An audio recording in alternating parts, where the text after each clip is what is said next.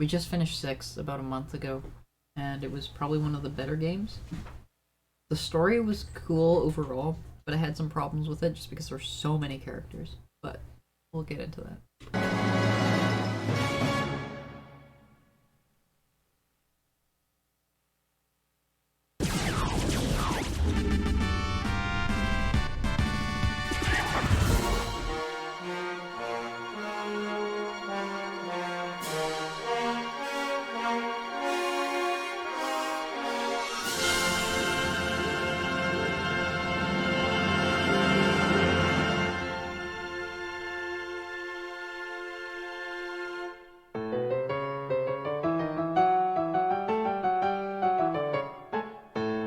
How do you animate something 26 pixels tall? How can a character with barely enough room to blink exude emotion? From the tight restrictions on how many sprites could fill the screen to how much text could fit in each blue rectangular bubble, there were multiple challenges that Square was faced with when developing the first 6 Final Fantasies. The original Famicom battle sprites were 26 pixels in height, had only 4 different colors to compose their blocky likeness, and 6 different frames of animation. The Super Famicom characters were a few pixels smaller, but flaunted 11 different colors that drastically improved their individual wardrobe options, and performed up to 40 unique frames of animation, conveying feelings of sadness, anger, doubt, surprise, and joy.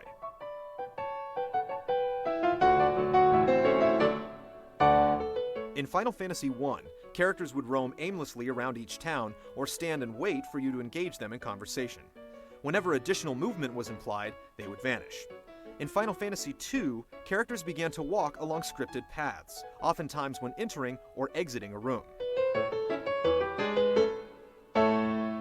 This scene from 2, where Paul rescues your party from imprisonment, is one of the first clear examples of Square trying out comical sprite choreography. These scenarios would become much more elaborate, often involving the tiny actors jumping and throwing themselves around when the paltry 30 pixels used to create their faces couldn't communicate their excitement or frustration.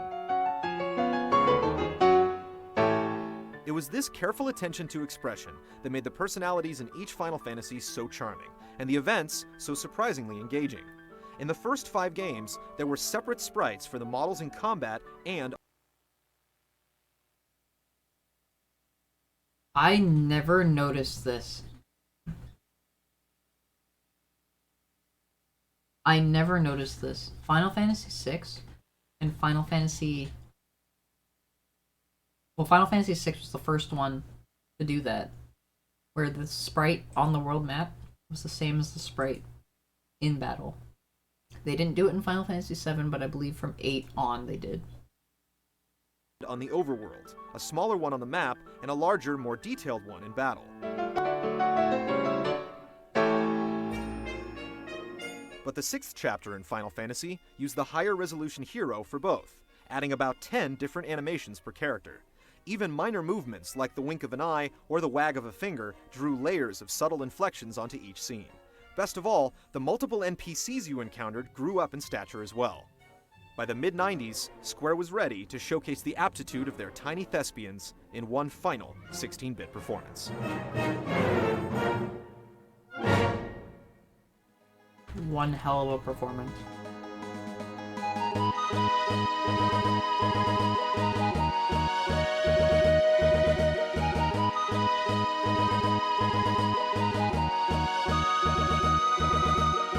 Final Fantasy VI was released in Japan on April 2, 1994, and in America the following October. It showed up in the States as Final Fantasy III, and was the last title to be renumbered as it crossed shores. Yoshitaka Amano continued his work as the series' character designer, and Nobuo Uematsu wrote his most extensive score yet for the 6th installment. For the first time, Hironobu Sakaguchi did not direct, but produced the game and developed the concept. Just in case it isn't mentioned, you probably will. Dancing Mad is a crazy good song. I brought this up earlier. The amount and the technical brilliance they were able to make and create for the music in this game, only using the sounds capable of being produced off of a Super Nintendo sound chip, sorry. Mind-boggling. Like, life-changing Especially once you hear Dancing Mad. His former duties were split between series innovator Hiroyuki Ito and designer and writer Yoshinori Kitase. Kitase had worked with Squaresoft on Romancing Saga and the Final Fantasy Adventure for the Game Boy, but 6 was his directorial debut. He would go on to direct Chrono Trigger, Final Fantasy VII, and Final Fantasy VIII. All 3 of those are goats. 6 opened with an unnamed soldier who is still the only focal female protagonist to begin a Final Fantasy game. Her name was Terra, and that was about all she could remember. This definitely came out before Final Fantasy 13 then. Hunted by yet another oppressive tyrannical government and possessing forbidden magical powers she could not comprehend, Terra sought refuge with the Returners, a renegade group secretly gathering their forces for an attack against Emperor Gestal. 1,000 years prior, a conflict called the War of the Magi almost destroyed the world, and society struggled to regain technology. The fight began when humans were tempted to harness the power of mystical beings called Espers, and it appeared the Empire was after the same goal, moving dangerously close to repeating another senseless and deadly mistake. Espers were the first... The sound on the Super Nintendo version sounds way better than it did on the Game Boy. What the heck? I played the wrong version. Names clearly bestowed upon summons, and a third ingenious system created by Hiroyuki Ito. Humans could only learn their power when the beasts expired into crystallized forms called magicite. Similar to the ability points from 5, winning battles in 6 awarded characters with magic points. When an Esper was assigned to one of your characters, these points would be added to the spells that Esper could teach you, and you would learn them at the percentage rate indicated. Some taught spells faster than others, and some taught just one exclusively. This meant that anyone could learn any spell and use them at any time. I thought that this was a really clever system. They used it kind of in more Final Fantasy games, but this one was just really well done. The Empire's savage lust for the Esper's power, especially as a way to introduce it. Any spell, and use them at any time. The Empire's savage lust for the Esper's power, which forced the creatures into exile, combined with sacrificing their lives to assist you in your journey, gave summons a more important role in the central quest than ever before. The other element that contributed to the epic story was the astounding number of playable characters. 6 didn't let you assign jobs, just as 4 had removed the prior class system to concentrate on a series of elaborate plot lines. While 5 had 22 jobs, 6 eventually offered 14 characters you could swap out anytime to create your own party. Occasionally, the story filled in a few necessary spaces for certain scenes, but most of the time, all 4 roles were yours to cast. Your warriors could be customized even further by equipping up to 2 relics, trinkets that awarded various bonuses similar to the sub-abilities from 5. Yep. All this party customization made you that much more attached to whoever you chose each time the order opened up. Yes, it did. It also featured Moogles as a playable character for the first time. At 2 points throughout the narrative, you were required to split up your available forces into 3 parties and command them all simultaneously against several meandering enemy groups. If one of them got past you to your end zone of the battlefield, the skirmish would be lost. In 2 certain dungeons, including the one that leads to the finale, you had to direct separate groups working back and forth to assist one another. And at one pivotal junction, the story split you into 3 teams with alternate destinations, and you got to choose your own adventure. Yep. The Returners' front lines were made up of Locke, a thief, Edgar, the young king of Figaro, Sabin, his twin brother, Celes, a former imperial general, Setzer, a gambler and airship pilot, Cyan, a tortured warrior, Gao, a lost feral child, Strago, an elder mage knight, Realm, his rambunctious granddaughter, and Shadow, a ninja with a foggy past that's never completely revealed. Each Shadow was probably the best character out of the game. character had its own signature talent and piece of the plot puzzle. Edgar used tools. Sabin performed Street Fighter-style button commands called blitzes. Celes wielded a runic blade that absorbed magical attacks. Cyan counted upwards through different sword skills. Gao imitated monsters. Setzer pulled a lever on an attack-initiating slot machine, and so on.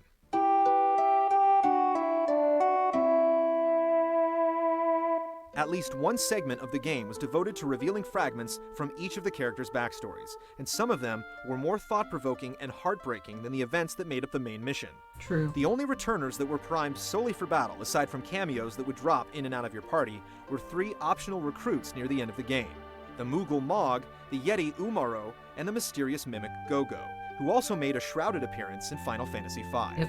Sid stayed out of the party in 6, merely helping you when he could. As a scientist in the Empire's Magitech facility, he had nothing to do with airships for the first time. Only time as well, well, no. Up to a certain point. All of these leading players were almost overshadowed by one of the gaudiest villains the series has ever feared. Kefka, Emperor Gestal's ambassador, was a nasty clown that demanded a great deal of attention. He was among the first faces to appear on the screen, and the first character to utter a spoken line of dialogue, even if it was just a trademark cackle. True. Kefka was not a I never supernatural thought about being, that. or the collected sum of all evil, or a mind-warping god from another planet. Just a clown. He was a man, albeit a twisted soul, who sought supreme power above all else. He wasn't a puppet to a higher power, or a victim seeking revenge. He was just an awful human being, and a wonderful bad guy.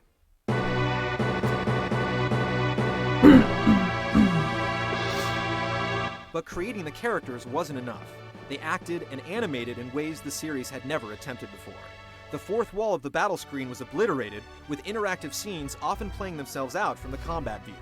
Instances where multiple characters were animated at once were now commonplace, instead of being reserved for towns or major plot moments.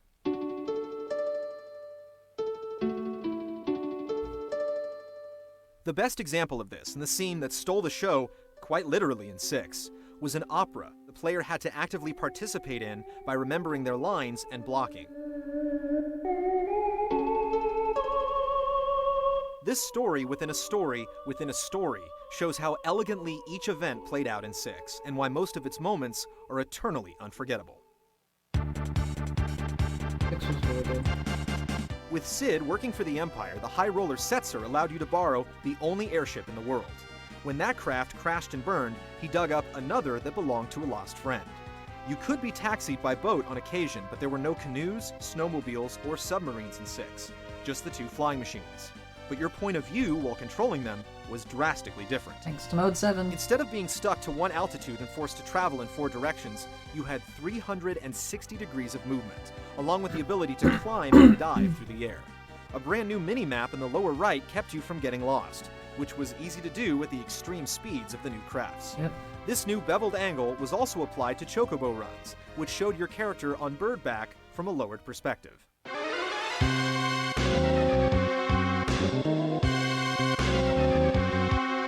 The Second War of the Magi led both sides to the Sealed Gate, the border between their world and the land the Espers had originally escaped to. Coming in contact with their kind revealed that Terra was neither an Esper nor a human, but a product of both. Proof that the 2 races could coexist, she rallied the returners until they were forced to stop Kefka from disturbing 3 statues that created magic itself ages ago.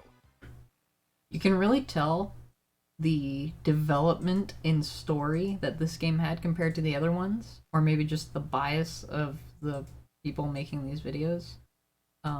6 was something else when it came out, and it's still something else. A lot of people think it's one of the best Final Fantasies. I don't disagree, but I don't necessarily agree. But yeah, like, this is just the sheer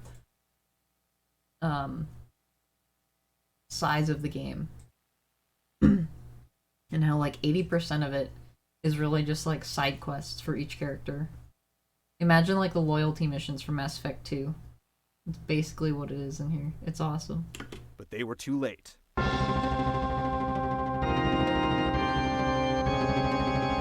that day, the world was changed forever. Forced to flee the unnatural floating island, they boarded their airship just in time to see it torn in 2. The entire army was scattered, their fates unknown, and the planet was changed forever.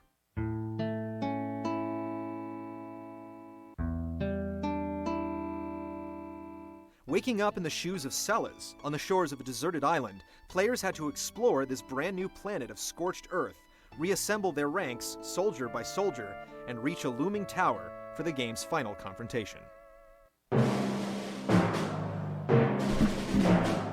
At SIGGRAPH in 1995, Locke, Terra, and Shadow made a command performance in a 3D minigame created by Square, using prototype Nintendo 64 workstations from Silicon Graphics. Huh. The technical demonstration was completely playable, with patterns made by a computer mouse initiating attack commands. It served to teach Square's artists how to render sprites in 3D, and show the eager public what they had in store for the I did first not know 3D that. Final That's Fantasy. so cool. FF6 was also ported to the PlayStation in 1999 and the Game Boy Advance in early 2007. Final Fantasy VI was an extraordinary way for the series to bow out of the second dimension. Yep. Its artfully crafted storyline and meaningful characters made the final chapter in the Nintendo saga feel as if all the other adventures had been building up to its creation. Yes. Its 20-minute ending is one of the longest on the platform, and as the last page in its book was turned, it was clear that 6 would be one tough fantasy to follow. From the way it capitalized on the full potential of the Super Nintendo, to the acclaim it received, Final Fantasy VI's visual flair primed the series for the generation to follow, and it would never have to hide its true Roman numerals again. I'm sorry. I'm a Final Fantasy VII doubter. I don't know why it's so much more popular than the other games. I don't know if it's just another case of nostalgia or the fact that it was the first 3D one. I don't know. I like the game, but I don't know why people like it so much.